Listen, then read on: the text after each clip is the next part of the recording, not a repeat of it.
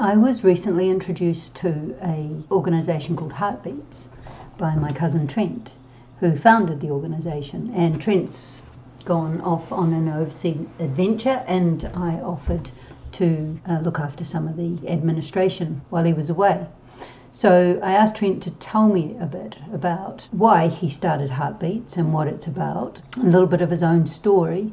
It's good to see you, Trent. So I thought we'd just get a bit of background on why you started Heartbeats and what your aim is, what your goals are for it. Sure. Well, yeah, happy to talk about that, Jeanette, because it's one of my favorite topics, as you can imagine, right? Yeah, I started Heartbeats in 2019 after a heart event of my own, coming out of hospital, realizing that there was really no support in the community at all for heart event survivors. The medical profession were overwhelmed, under-resourced, and essentially, a lot of patients were floundering in the community trying to understand their conditions and what had just happened. So we had our first group meeting actually in July 2019. And I recall the day, it was quite amazing because I'd booked the meeting room in a rewa at the community house. I wasn't too sure what sort of numbers of people we might get there. I figured I might even stare at the wall for an hour by myself. But as it turned out, it was interesting because when I opened the door, or went to open the meeting door, I could see all these people milling around out in the car park. And I thought, well, this is strange. There must be something happening today. And sure enough, they all followed me into the room and we kicked off our first Heartbeats meeting with, I think at that time, about 12 attendees, some of whom are actually still with us. They've been with Heartbeats in Orewa now for over 5 years. We grew from there. At the moment, we've now got essentially four chapters operating across Auckland, over 200 and odd members, and an additional 100 members who have come and been part of Heartbeats and then moved on with their lives. So, in general, we've touched about over 300 people in the last 5 to 6 years. That was really the whole start of the journey for me and for others. And I've been really encouraged by the fact that everybody that I've met on this journey has been so supportive of the idea of a community-based peer-to-peer group like Heartbeats. We really are kind of unique in New Zealand for this. It was really founded on the Alcoholics Anonymous model, where people who have gone through the same experiences or are fighting the same challenges can come together, share the journey, and support each other and learn from each other. And that was really the foundational vision, and it's evolved from there. As I mentioned, we've now got over 200 members in Auckland, and that's growing at approximately 3 to 4 a month. We've got a very strong trajectory at the moment. We've actually now developed a group of Heartbeats members that are spread between Whangarei to Christchurch and every regional centre in between. So that's really been encouraging, particularly in the last 2 years. And we also have a fairly significant number of Māori involved from some of the regional centres like Taumarunui. And that's even been more motivational to continue what we've been doing. The other thing that we've been focused on most recently is the further development of our online presence. We're realizing there's a real need there because, as I mentioned before, there's no other such group operating anywhere in New Zealand in terms of providing that level of medical networking, support, education, counselling, and rehab programs that we offer. The other thing that is really particularly encouraging for me, I guess, given my Youthline roots, is that we're also embarked on developing a youth cohort within Heartbeats, particularly to set up and support a lot of the new younger members who are joining us from basically under the age of 30. We have a few members who have inherited genetic heart disease and have been fighting the challenge of dealing with multiple cardiac arrests at the ages of 20 and now coming to terms with where they take their lives. And I think that's really, really great to see that we can be able to set up a chapter or a subgroup that will be able to handle and support the more younger members. I didn't realize that heart disease was actually that much of an issue for young people. Oh, it seriously is. Yeah, it's historically, and even now, the number of people under the age of 50 is a relatively small number relative to the actual people who contract heart disease. But it's tending to grow. And I think in the past too, which is why I'm really encouraged in doing this, is that they've been neglected. I had a conversation with a great lady at Heart Kids recently, and she was trying to look to see how groups such as Heart Kids or even Heartbeats could possibly work together to start picking up the adult heart kids who, after the age of 14 or 15, tend to drift. So we're really focused at the moment on building I hate to use the word youth, more a young adult platform for heart event survivors. I suspect that that will be based predominantly on online engagements, but we'll be delivering the same sort of things that we've been doing in our physical groups. We'll deliver relevant guest speakers to that subgroup. We'll develop educational platforms and also a means for them to exchange and share their own respective journeys. One of the things we've developed in the last 2 years is our cardio program, which is really based on programs overseas for cardiac rehabilitation that are exercise based and have been proven to be very successful. We set this up on a relationship with Auckland University Exercise Physiology Department. Through that collaboration, we were able to launch our first Heartbeats cohort back in June, July 2023. We actually put 18 people, I believe, through that program, and they all benefited tremendously from it. From that, we developed a relationship with AUT and built a program with an AUT based on the same model. The difference that we bring to that Auckland University program is we also provide full wraparound services, not just the exercise-based component. That's the proven model overseas as well, where you're delivering dietary advice and counseling, psychological counseling for those in need, as well as the exercise element. Right now, this has been philanthropically funded. How are you actually like? Do people pay to belong to it or to do the program, or how does that work?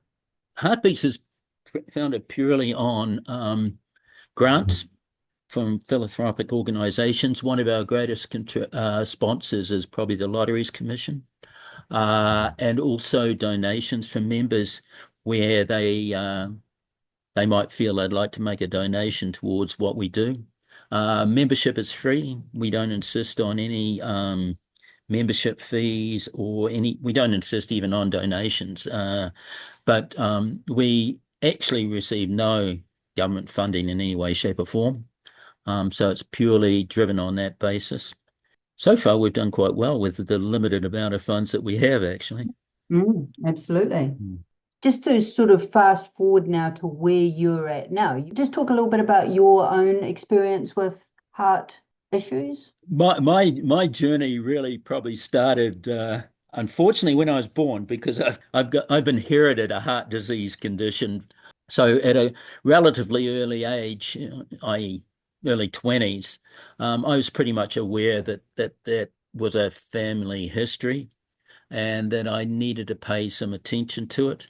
Fortunately, my first wife was a doctor, so she was able to keep me on the straight and narrow in terms of lifestyle. Eventually, I had my first heart attack at the age of 68, which actually is not uncommon. The average age for a male to have their first heart attack in New Zealand is 67, and for a female, it's 72.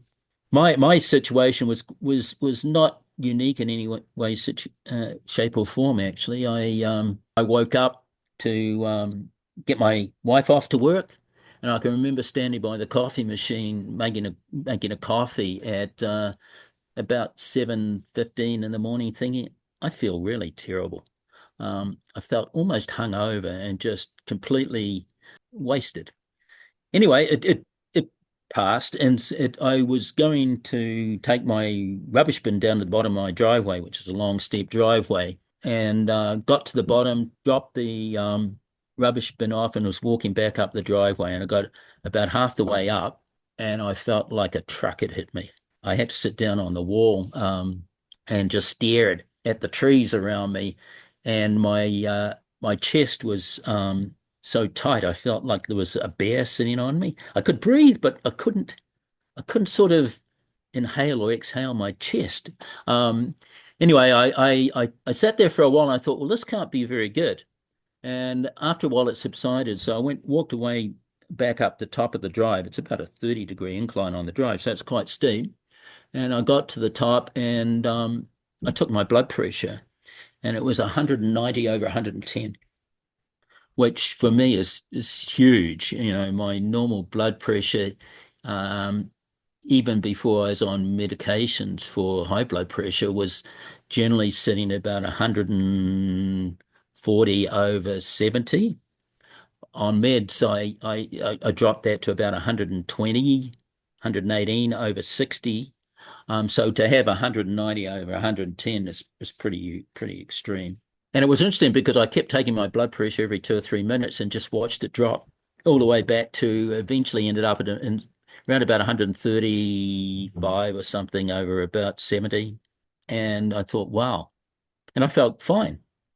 And then I figured, well, maybe what I should do is call my doctor. So I called the clinic and got hold of one of the nurses there, and she said, Trent, you should call an ambulance.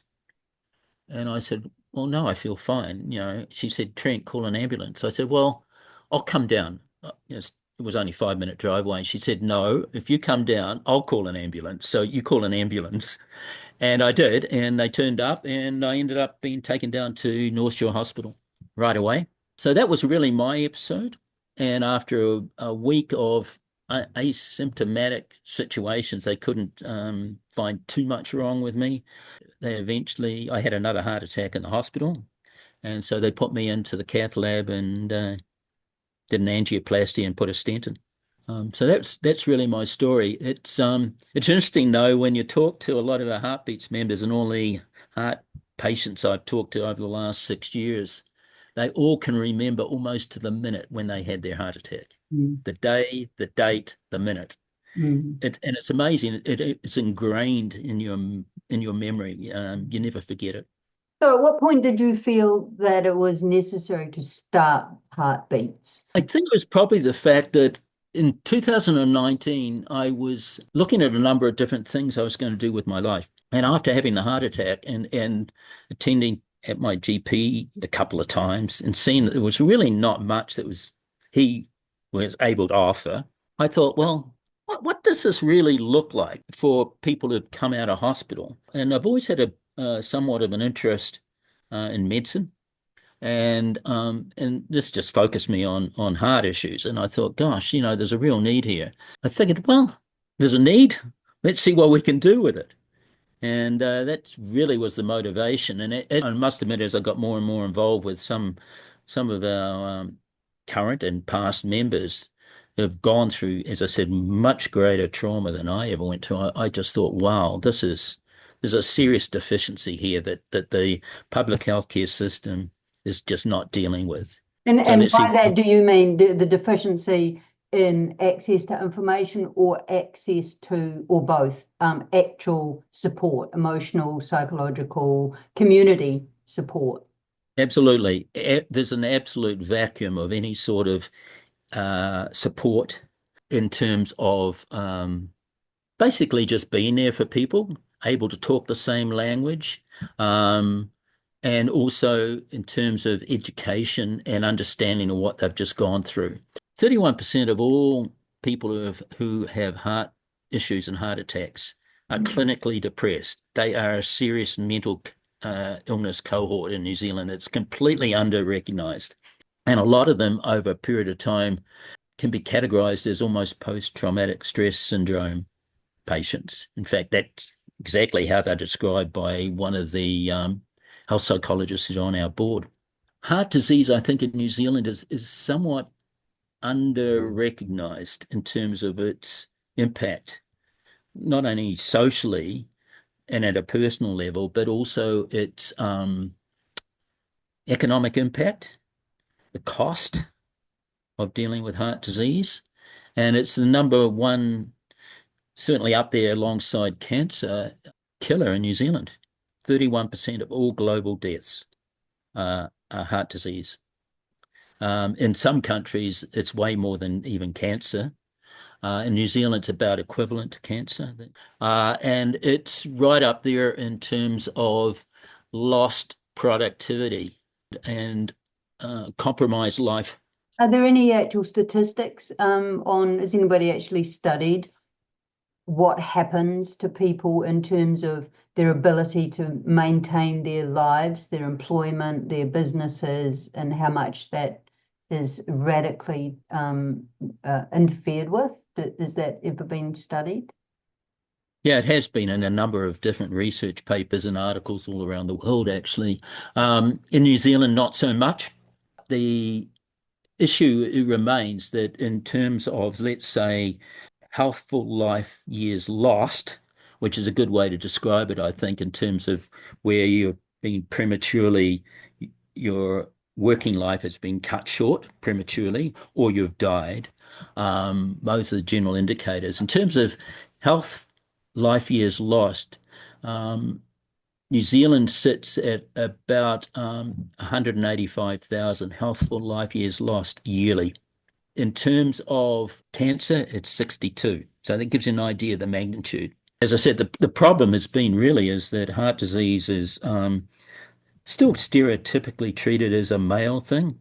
In New Zealand, basically, heart disease mortality in particular, males are 40% more likely to die of heart disease than females. In Eastern Europe, though, it's 250% more. So it varies by country. And one of the reasons I got them set up Heartbeats really was the fact that I had a meeting with the Heart Foundation in 2019. And I found out from them that only 20% of all New Zealanders that they surveyed understood what a heart attack looked like. They had no idea. And the second thing they determined was that they had estimated that a third of all heart deaths each year could be saved with better education. Is that Almost because the 60% of people. response to having a heart attack, obviously the survivability or recovery has a lot to do with what you then do? People who didn't survive, is that because they didn't make those adjustments to lifestyle, or what explains that? It's a combination of preventative measures and lifestyle choice, and then post-operative management in terms of lifestyle choice, in particular at the beginning, before you might have a heart event. You need to understand just what the impact is of other issues that you might have, whether you might have a drinking issue, drink too much alcohol, you might be overweight. So it's a good idea to start dealing with it up front in terms of some of the high risk factors. Oh, the second thing actually really is understanding when you're having a heart attack. A lot of people have no idea. And so they could actually be getting to hospital earlier or mitigating it by understanding what the symptoms are. There's 12 symptoms of a heart attack, many of which are just common symptoms that could be attached to any other situation at the time. You might be feeling fatigued, you might be feeling nauseous, you might have some back pain, tingling in your arms, jaw ache, all this sort of thing.